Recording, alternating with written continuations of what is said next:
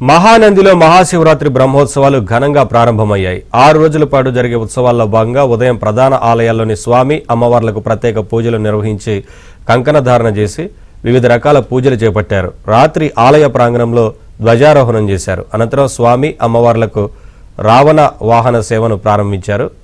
అలాగే ఉత్సవ ఏర్పాట్లను ఆలయ ఈవో నల్లకాలువ శ్రీనివాసరెడ్డి పర్యవేక్షించారు.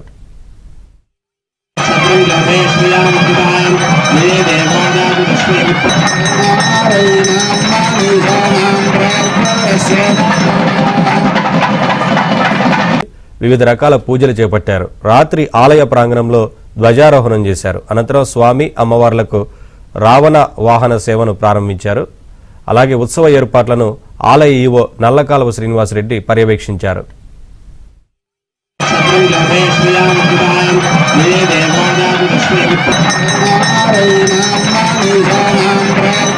Yeah.